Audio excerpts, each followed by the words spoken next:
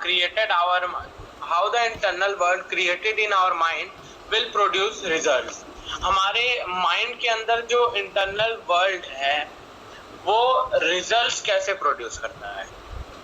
हम लोग दो फिगर एज्यूम कर लेते हैं, P1 एंड P2,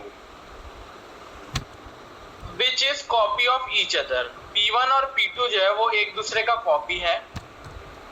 अगर हम इस पे फिल्टर अप्लाई करते हैं जैसे कि deletion, distortion and generalisation, then the picture do not remain same.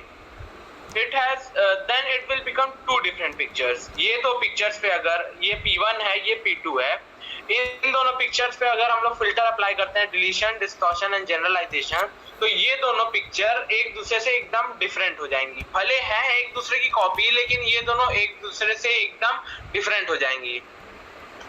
So we can correlate this with our mind, that events is taking place in our external mind, external world, that is event 1 E1, but in our mind it is taking place as event 2, that is E2. So it get deleted. Distortion as well as generalization takes place. E1 is not equal to E2. ऐसे ही हम अपने mind के case में लें तो एक external world है और एक इंटरनल वर्ल्ड है. एक्सटर्नल वर्ल्ड में जो इवेंट हो रहा है उसे हम E1 मान लेते हैं, और इंटरनल वर्ल्ड में जो हो रहा है उसे हम E2 मान लेते हैं. अब अगर हम इस पे डिलीशन, डिस्टॉर्शन और जनरलाइजेशन फिल्टर अप्लाई करेंगे तो E1 जो है वो E2 के नॉट इक्वल होगा. E1 event 1 that is happening in external world will be different, and E2 that is happening in internal world will be different. अगर life में कुछ भी हो रहा है तो उसका रियलिटी कुछ और भी हो सकता है. जो हम समझते हैं वही नहीं होता है. जो लाइफ में जो कुछ भी हो रहा है उसका रियलिटी कुछ और भी हो सकता है. जो हम समझ रहे हैं उससे अलग भी हो सकता है. What we understand is very small amount of information, and after assuming we are responding towards it.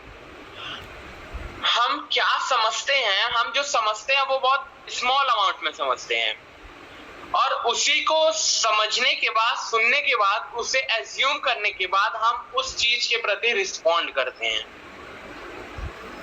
E2 is a personal internal representation of E1. E2 जो है that is internal world, वो एक पर्सनल इंटरनल रिप्रेजेंटेशन है E1 का. that is internal world is personal internal representation of E1, that is external world. Event is the same, but there are two different persons who are expressing this event. Event same है, लेकिन यहाँ पे दो different persons हैं जो कि उस event को देख रहे हैं, एक्सपीरियंस कर रहे हैं. अगर E1 की बात करें तो पर्सन 1 है और पर्सन 2 है. पर्सन 1 P1 हुआ और पर्सन 2 P2. ऐसे ही event E1 that is external world and E2 that is internal world. तो पर्सन 1 जो इवेंट एक्सपीरियंस करेगा उसे हम लोग कहेंगे P1 E1, एंड अगर पर्सन 2 जो है वो जो इवेंट एक्सपीरियंस करेगा वो होगा P2 E2. ठीक.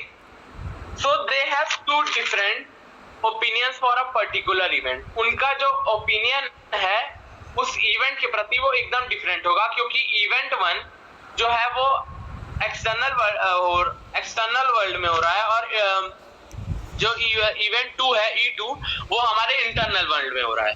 और मतलब अगर यहाँ हम मानते हैं कि इवेंट सेम है लेकिन पर्सन जो है वो अलग अलग है, पर्सन जो है वो अलग है, तो वो अपना अपना डिफरेंट ओपिनियन रखेंगे.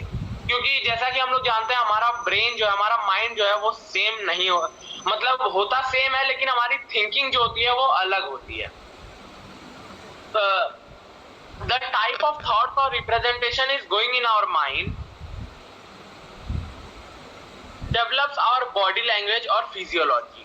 जो भी थॉट्स हमारे माइंड में चल रही है वही हमारे बॉडी लैंग्वेज और फिजियोलॉजी को डेवलप करती है. Thought running in our mind express through our body aura. जो भी हमारे माइंड में थॉट्स रन कर रहे हैं वो कैसे एक्सप्रेस होते हैं? हमारे बॉडी ओरा के थ्रू। ऑटोमेटिकली हमारे बॉडी ओरा के थ्रू पता चल जाता है कि हमारे माइंड में क्या चल रहा है। In our life we have to master one thing, that is state. हमें एक चीज को बहुत ध्यान से समझना होगा हमारे लाइफ में, दैट इज स्टेट। जो कि स्टेट जो है वो दो चीज के कॉम्बिनेशन से बनता है, first is mind and second is body. इन दोनों को हम कंबाइन करते हैं तो रिजल्ट में आता है स्टेट, जो कि हमारा फिजियोलॉजी होता है, जो कि हमारा बॉडी वाला रिप्रेजेंट करता है। रिसोर्सफुल स्टेट, अब स्टेट जो है वो दो तरीके के होते हैं, एक होता है रिसोर्सफुल स्टेट और दूसरा होता है अनरिसोर्सफुल स्टेट। रिसोर्सफुल स्टेट में क्या होता है, जब हम बहुत अच्छे मूड में होते हैं, हैप्पीएस्ट मूड में होते हैं, हमारी फीलिंग जो है वो बहुत हैप्पी होती है, मतलब इन अ गुड मूड, उसे हम रिसोर्सफुल स्टेट कहते हैं। और अनरिसोर्सफुल स्टेट की बात करें तो उसमें क्या होता है कि एंगर होता है, डिप्रेशन होता है, सैड मूड होता है, एंजाइटी, ये सब चीज होता है वो अनरिसोर्सफुल स्टेट में आता है। State is extremely powerful. Which type of state जो होता है वो एक्सट्रीमली पावरफुल होता है। वहीं एक ऐसा पावरफुल थिंग है स्टेट, जो कि अगर कोई सामने वाला हमें देखे तो हमें देखने के बाद वो बहुत कुछ हमारे बारे में बता सकता है, अगर हम वो हमारे स्टेट को समझ पाया तो।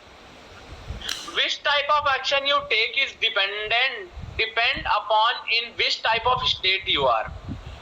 किस तरह के एक्शंस हम लेंगे वो किस पे डिपेंड करेगा, वो इस पे डिपेंड करेगा कि हम किस टाइप ऑफ स्टेट में अभी एग्जिस्ट कर रहे हैं। जो भी हम एक्शन लेते हैं वो डिपेंड करेगा कि हम किस टाइप ऑफ स्टेट या सिचुएशन में अभी on the time, particular time we are existing. Here behavior depends upon state and behavior produces results।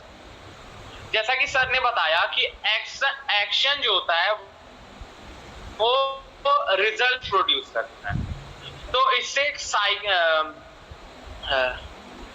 Action produces result, ये मैंने बता दिया। Our mind is getting programmed at each and every moment. हर एक second, millisecond हमारा mind जो है वो प्रोग्राम होता रहता है।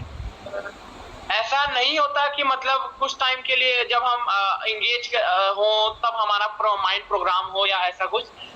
ईच एंड एवरी सेकेंड हमारा माइंड जो होता है वो प्रोग्राम हो रहा होता है। अब क्या है, how quickly you can go from unresourceful state to a resourceful state.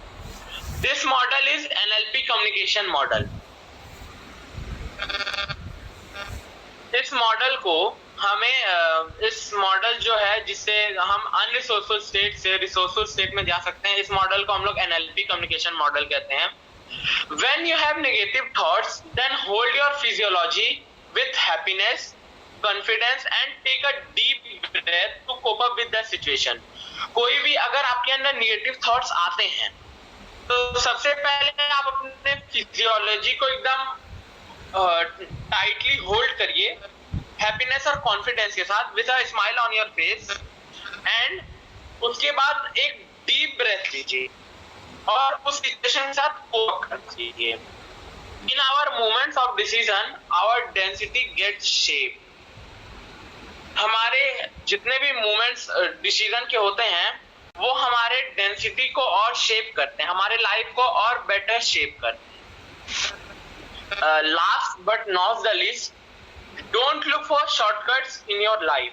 कभी भी अपने लाइफ में शॉर्टकट्स मत खोजिए, क्योंकि शॉर्टकट्स के रिजल्ट आर नॉट बेटर। बजाय अगर हम लॉन्ग कट लें, भले उसका रिजल्ट लेट आएगा लेकिन that result will change your life. And it's this line is said by Ved sir that don't look for shortcuts in life. So this was my teachings. Thank you sir.